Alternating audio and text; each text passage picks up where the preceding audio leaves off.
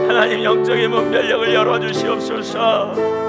하나님 달빛의 빛 같고 햇빛이 일곱 날의 빛처럼 강력한 능력으로 임하신 하나님의 역사를 하나님 모든 주의 백성들이 경험하며 아버지 주님의 교회 가운데 하나님 만나실 그 계기를 나타내 주셔서 하나님 눈을 열어 영적인 문별력을 가지고 주님 앞에 나가도록 역사하여 주옵소서.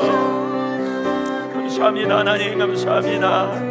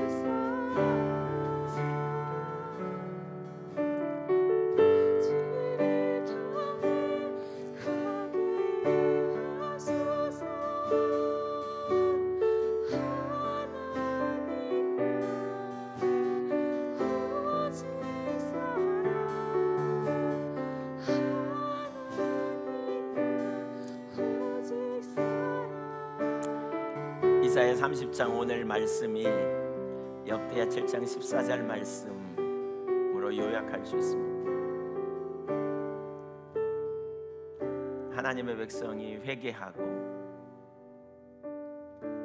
겸손함으로 하나님의 얼굴을 구하며 기도하며 나갈 때, 회개하고 겸손함으로 이제 기도하면서 하나님의 얼굴을 구하여 나갈 때 하나님께서 주의 길이 무엇인지를 우리가 알게 하시고, 그래서 우리가 악한 길에서 떠나되 우상을 버리면 하나님이 하늘에서 듣고 그 죄를 사하고 그 땅을 고칠지라고 하셨어요.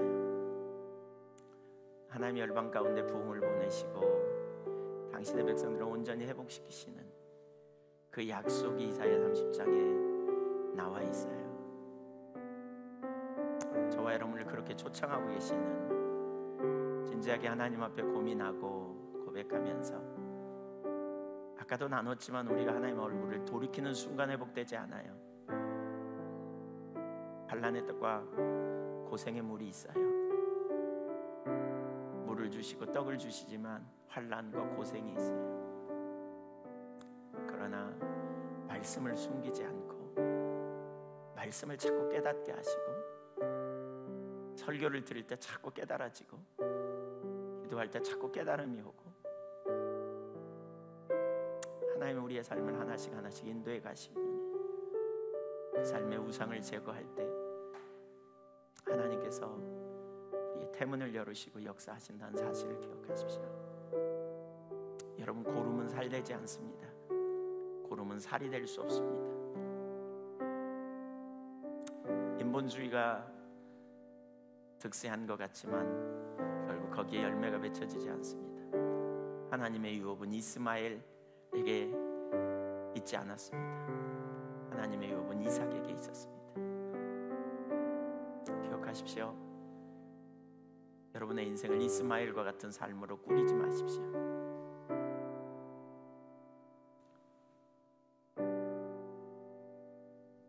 각자 기도하다가 자연스럽게 마치도록 하려고 합니다. 내일 또 계속 이사야 살펴볼 것입니다. 주님 은혜를 구하고 사모함으로 주 앞에 여러분 열정을 가지고 주님 찾으시면 좋겠습니다. 이번 기회에 반드시 회복하십시다. 우리 신앙이 반드시 회복하고 새로워지십시다. 저는 개인적으로 오래전부터 그런 기도를 했어요. 하나님이 양교회 모든 가정, 한 가정도 빼놓지 말고 그렇게 회복되게 해주세요. 이런 회복 있게 해주세요.